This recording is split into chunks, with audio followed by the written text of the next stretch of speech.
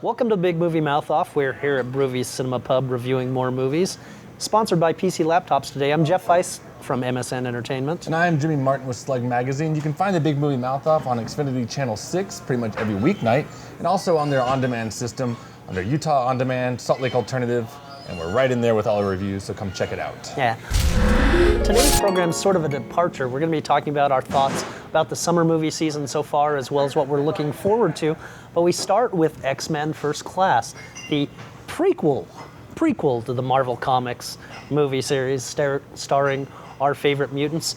In this version, set in the 60s, we get to see Eric Lensherr, the Holocaust survivor before he became the villain Magneto. We get to see Charles Xavier, the Oxford grad with mind powers, before he became Professor X. Before he lost his hair and got into a wheelchair.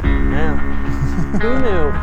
He had hair, and he could walk, and he liked to pick up ladies. You have the chance to become part of something much bigger than yourself. What do you know about me?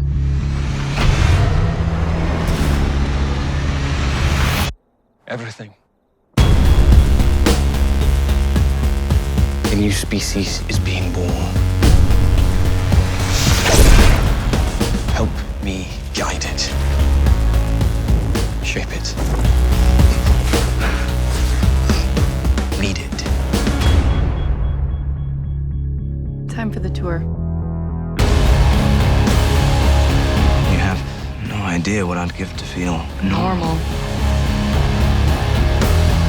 You want society to accept you, but you can't even accept yourself.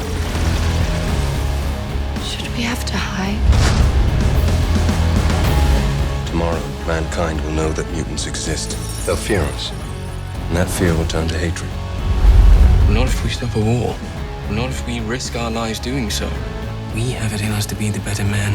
We already are. We kind of have to preface this review a little bit because Vice and I, with the marketing that was behind this, did not set up this movie to do well. It shorthanded it.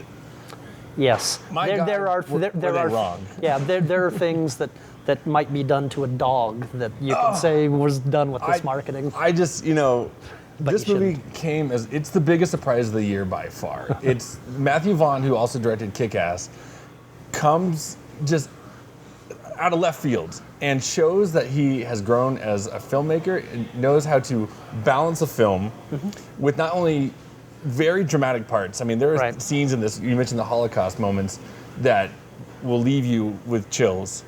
Then, hilarious parts that totally flip it 180 and you can just have an absolute blast with this movie. Absolutely. You know what this actually made me think of? It made me think of what Fox and a less skillful filmmaker, Tim Story, tried to do with the Fantastic Four movies. Yep. Because this is, despite its darkness and more character-driven moments, it's the lighter, brighter superhero movie that we've gotten in recent memory. It really is. Yeah, and what's good about this that's interesting with these characters, these are characters that we, through the franchise of Bryan Singer and the dreaded Brett Ratner's third version.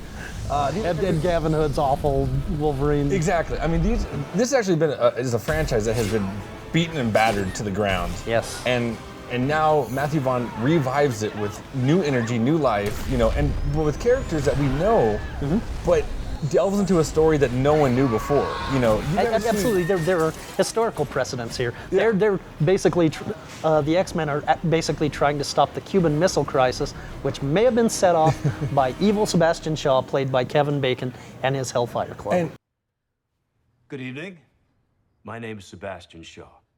But what I love about with James McAvoy, you see him like hitting on girls in bars, because Professor X, before he was a professor, teaching mutants to learn how to use their powers, he was a guy. He was kind of a suave. He's a little man, just hitting it up, and then you see that this privileged life that he had is in such contrast to the world of Eric. Yeah, played by Michael Fassbender from Inglourious Bastards. I mean, I love they almost juxtapose the scenes of he's at the Holocaust and he's in his mansion. You know what I mean? Like and they come together and form this relationship that because of the base on the other franchises only becomes mortal enemies. Right. But they're almost romantic for a little while.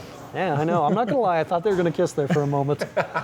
We bring up McAvoy and Michael Fassbender and Kevin Bacon. They lead an excellent cast, which also includes recent Oscar nominee Jennifer Lawrence, Nicholas Hoult from About a Boy, Yeah. and some really talented newcomers. The one person who I had a problem with is January Jones from Yeah. Mad Men, who plays Emma Frost. She doesn't have the presence that the other ones do, and She has no presence whatsoever. Her lines of delivery are just that. I mean, like it's almost like she's reading the script right behind the camera. Yes, And- I found it sort of ironic that her character turns into a living diamond because that sort of describes the stiffness of her performance. Well, I think you had. I mean, I've never been a huge fan of January Jones. Sorry, but she's not in it enough for me to ruin this movie by any means. No, thankfully she goes away. So yeah, well, she goes away for quite a while. Yeah. So, but this movie, it's I want to see it again as soon as possible. It's the one that just took you by such surprise, left your jaw on the floor. Yeah. Has so many moments. There's a scene where Eric is basically hunting down the Nazis that were involved with killing His parents. his parents, and and they're in a bar, and it's almost like a spaghetti western, gunslinging moment. It actually sort of reminded me of the opening sequence in *Inglourious Bastards*, to be honest. Exactly. I mean, It makes you feel tension-filled. that uncomfortable. And this is the range of Matthew Vaughn. This is And the it's also guy. it's also the range of Michael Fassbender. That's true too. But I mean, this is the guy who left the third movie to go do Kick-Ass. Thank God, 20th Century Fox had the courage to bring him back. I 'Cause think a lot of that was Bryan Singer. Well, that's a hard decision though. I mean, and he knocked it out of the park. Yeah, he makes Fox look stupid. He also makes their marketing people look stupid for coming up with such a lame marketing and ad and trailer campaign for a real surprise. Listen to me very carefully, my friend. Killing will not bring you peace. Peace was never an option.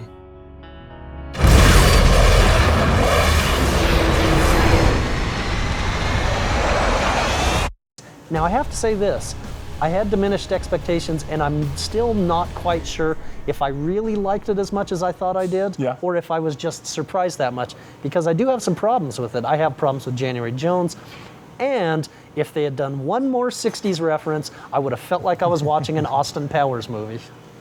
I don't think it was that bad. It's overt, it's overt, I'll warn you that, and it does sort of date the series and the films going forward, But see, I which think- might be a problem. No, because you could take it to the 70s and 80s and all that. You could have fun with it.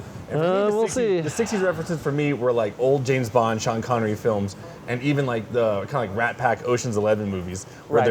it's almost like a heist. I mean, when they assemble their team, it's a montage. It's a great one. And speaking of in the montages, look out for not one but two great cameos in this movie. Absolutely. There's one that's almost a blink and you'll miss it. Yeah. So, I loved it. Surprise of the year, 3.5 stars. See, I'm a little lower than you, actually. All right. As much as I liked it, I'm actually in the 3-star range. Again, I'm not sure if I loved it as much as I was pleasantly surprised by it, but I did really like some things about it. I liked the lightness of it, and I loved Michael Fassbender's performance as Magneto. All right. Yeah. But when we get back, we're going to talk about the movies that are coming in summer of 2011. And we'll see how we think of what they're going to be like, based maybe on the trailers and the marketing that are pushing these films forward. We're judging you again, Fox. Uh-oh.